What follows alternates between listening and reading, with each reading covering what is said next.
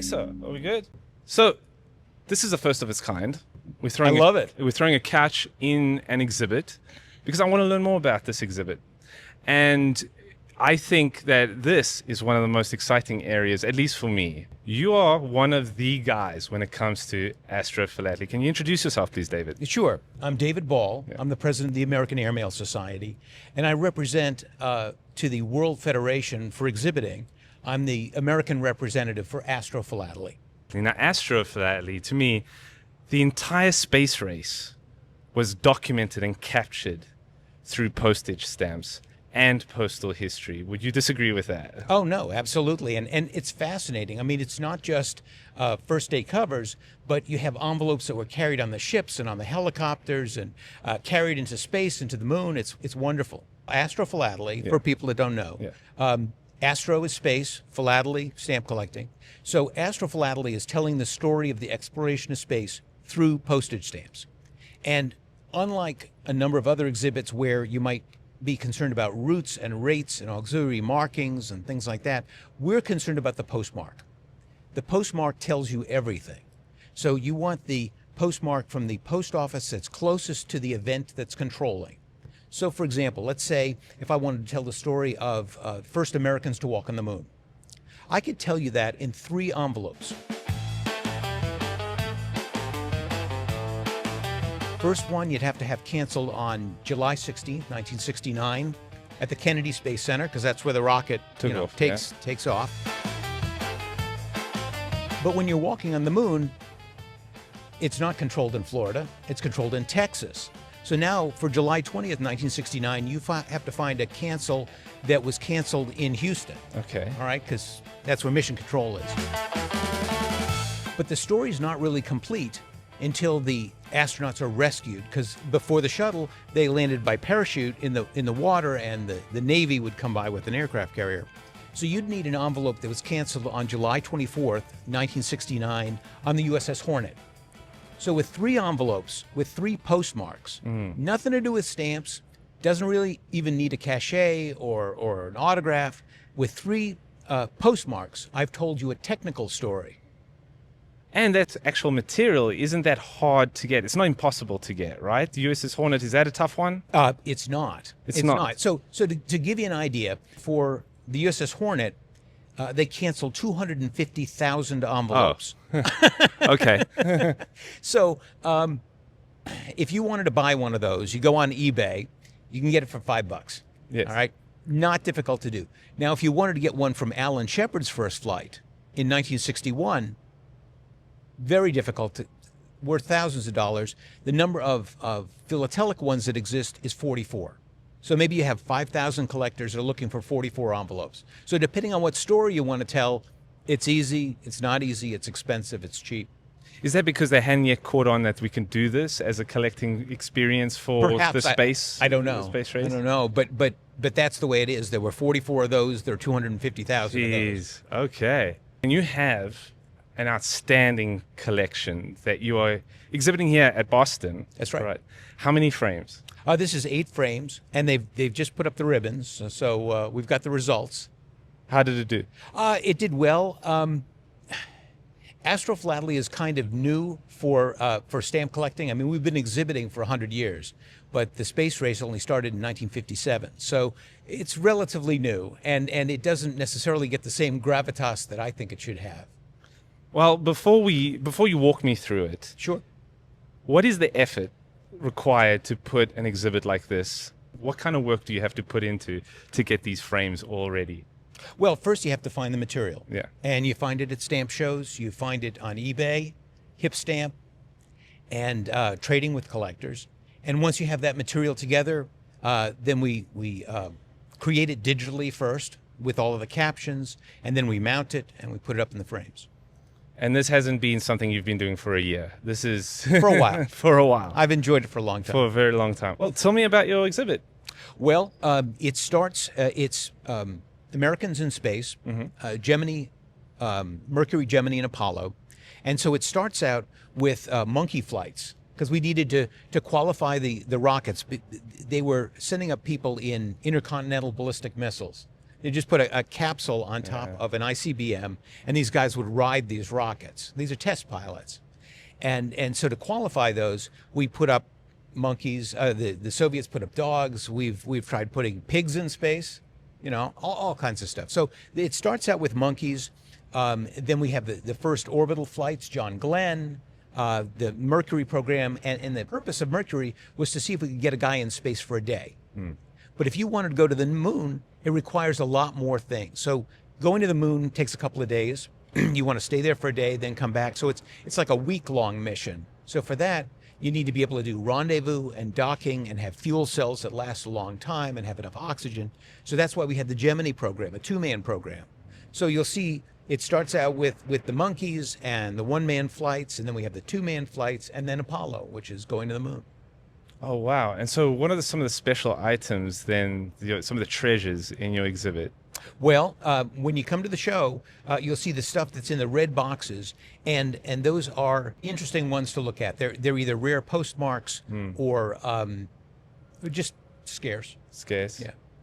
One of my favorite space items. Okay. I have a few. I have a couple. Like what? The first one is a very simple one that anyone can get their hands on. It is the Project Mercury stamp.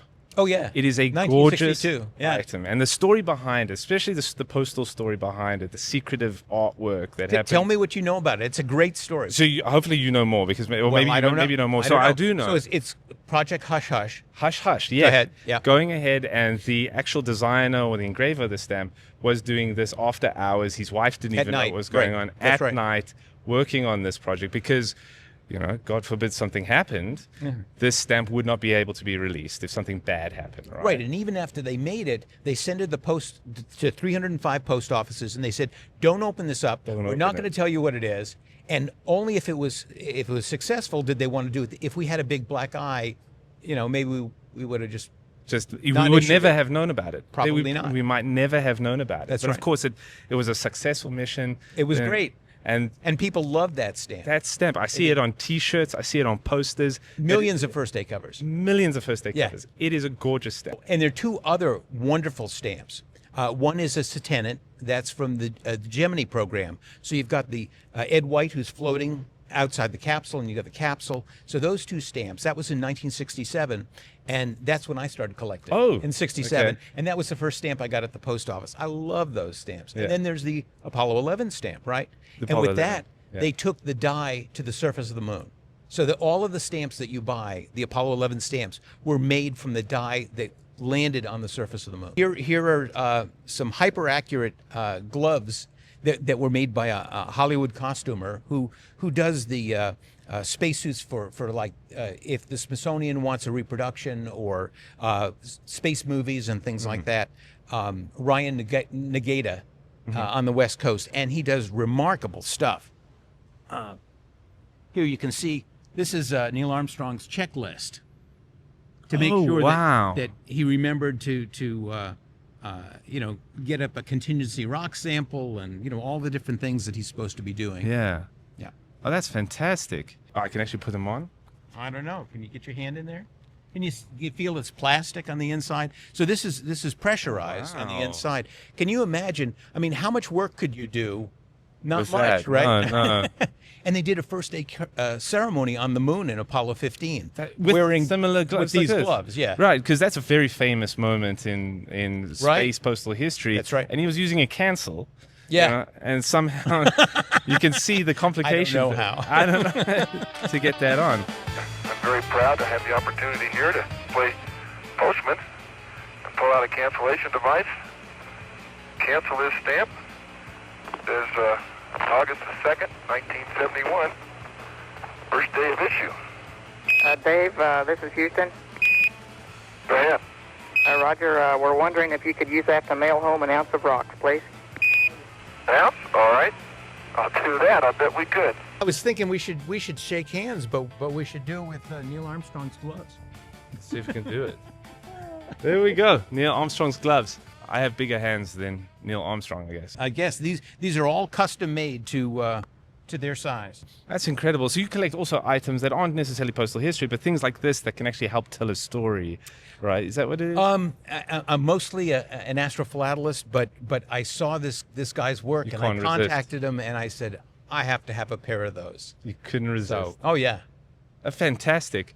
So one of the other covers that my very special postal item that is historically connected, of course, to the space race is an insurance cover. Oh yeah. I have an Apollo 15 insurance cover, and I really treasure it. It's wonderful. Can you explain insurance covers? And Yeah, I'll then chime in. Please chime in, because from what I know, right, the astronauts themselves had difficulty with insurance. It's very expensive. Very expensive, especially if you describe your role as sitting on a giant rocket shooting up to the moon and Big back. bomb, right? Yeah, insurance companies will be like, yeah. So astronauts, of course, seeing the craze with philately at the time, Right. and postal history, would go ahead and each sign a cover. So they had A number of covers. a number of covers. You have one of many. One of many. Yes. And they would have that cancelled on the day of their launch, That's right? right. From the appropriate location, the Kennedy Kennedy Space Center. And so their family kept this. If in the event something happened, these, of course, would be probably Shoot up in value. Shoot up in value, and then that would be sold and would help support the family moving forward. Now, Put the kid through college, Put the kid pay through off the college. mortgage, something like that. Yeah. now, is that all true? Or is that because I've read that? Of course, later on they had the ability to just sell it off in the later years. Oh yeah, when you get back in your safe, right? you're like, you're fine. fine, still yeah, sell it. I mean, they did have difficulty in getting insurance, and there were some consortiums like big insurance companies and stuff in Houston who ended up buying insurance for them. But they did have issues with this, and they did make these covers, and so they're sitting in quarantine. I don't know, the last couple of days or something before the flight, and they've got a box of covers, and they just pass them around, and so there may be like 500 of them, and they're autographed by the three pilots, and when they got back, they just gave them away as favors or sold them. Sold them. Yeah. All right. They're wonderful. They're Yeah. wonderful. Yeah, Yeah. They tell such a unique story because yeah. they actually are really well connected to the space program at the time. These It's part were of space in their history. hands. That's right. Exactly.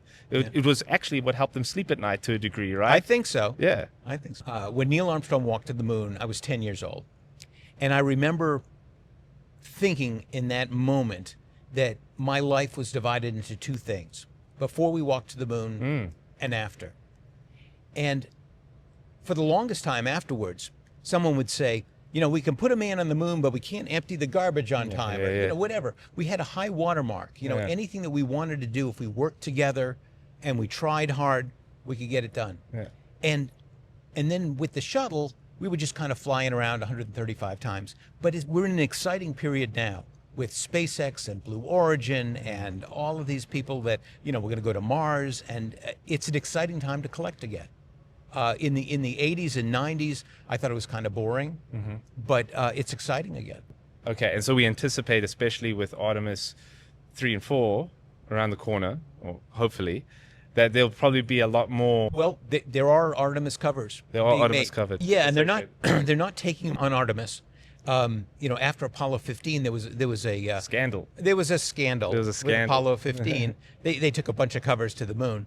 There were maybe 1,000 covers that have been on the surface of the moon, and of those, more than half of them were from Apollo 15. And they got in trouble, and then after that, NASA's like, we don't need this kind of a headache. We don't want you guys bringing things that you're going to end up selling. You can take a couple of trinkets, your mother's brooch or something like that, but we don't want you taking a stack of covers to the moon. And that isn't necessarily a weight problem as much as it is just being able to market items from It was more of a PR issue. The for PR them. issue. Right. Now, weight was a big thing. I mean, when with the lunar lander, it kept getting overweight, and they had a program where they would pay people $10,000 if you could shave 1 pound Really? off of the weight single of pound. $10,000. Well, you think about how much gas it's going to take to lift a pound off the Earth and send it to the moon. And covers start to add up when you get to 500 of them, for example. They start to be a little bit away. So the first astronauts that went to the moon, they took 216 covers. Okay, and it's about it's 40 covers to a pound. Yeah. So about 5 pounds. Right. Yeah. Wow. So you've put together a gorgeous book, Oh yeah, I appreciate that. and I have a copy, Excellent. and I've Excellent. read it, and I don't mean to pun here, but I read it from cover to cover. Ah, It has all your covers that tell that story, including you've shown me the 3 covers that help tell that story about Right, Apollo 11. Apollo 11 walking on the moon, right? Sure. So this book, can you tell us a little bit more about it? oh sure. It has 3 sections. In the first section, it's got maybe a dozen articles about specialized ways that people collect. Captain's covers, insurance covers, primary recovery ship covers. So those are articles about how people collect. The second section shows you a bunch of pictures and who made the cachets, things that you'd be able to exhibit. And the third section is just postmarks. And the reason I've done that is for John Glenn, for example, there might have been 30 or 40 ships out there to rescue him because he's going to land somewhere in the ocean. But there's only one that picks him up, the primary recovery ship. And that's the only one that has any value. And there's nothing on the envelope that tells you which one it is. Yeah. So with this book, you go to the back of it, you look at it for that date, which is February 20, 1962. That's the one you want. You want the Randolph. You want the Randolph? Right. Oh, well, how can we get that book? Okay. Well, you go to AmericanAstrophilatelely.com. Okay. And I've got a website there. It's got a bunch of videos, articles, duplicate covers. Once I get a better example of something, I want to just sell them so I can have more money for the stamp show. And you can order the book. And actually, I do micro-publishing for a number of different authors on Astrophilately. So there are maybe 60 or 70 titles in addition to my book that are on that website. Do we have it here? We do, somewhere. Laura, thank you. Do we have to pay her now that she's on camera? now you have to sign a release form. Okay. Yeah, so this is the book. This is the book. American Astrophilately. Yep. And can you help me hold that? Yeah. Yeah, so here's a picture of me at the Smithsonian. I'm holding 2 envelopes. One of them is from Apollo 11 when they canceled the cover on the way back from the moon. The other one is Apollo 15 that they canceled on the moon on that first day cover ceremony. They didn't know where they were. When I went there to do this research, I said, I want to see these envelopes. And they had to kind of dig for them, and they found them. Really? And, yeah. Oh, yeah. And we pulled out the Apollo 15 one, and it's really dirty. Well, that's lunar dust that's on it. It's got a bunch of smudges on it, and it's because it's like graphite, Because that's now very much on display. Oh, yeah. Now it's on display. It's now. Well, this book was written in 2009. Now, so you went ahead. You went and the National Postal Museum, and in Washington D.C. You said, "Can I have a look at them?" They had to go find them, but now, oh, they know where they are now. Yeah, now they're fine. They're fine, and it's one of my highlights when going to. I've been there multiple times. Oh yeah, and that's one of the first stops I make. Right as you walk in, they have a gallery of some special covers and postal items on display, and one of them right there is this cover.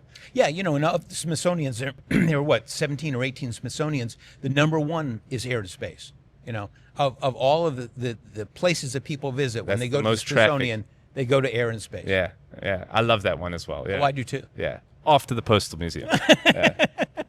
Well, David, this has been amazing. Thank you very much for sharing your exhibit with us, your collecting interest, Astrophilately. It's a collecting interest that I know many of the viewers are passionate about. And hearing it from you, I think just adds so much more delight and context and intrigue into this fascinating space of collecting, so to speak. Thank you for bringing the couch. Absolutely. It's nice and comfortable here. Okay. Terrific. Enjoy the rest of the show. Thank you. You too.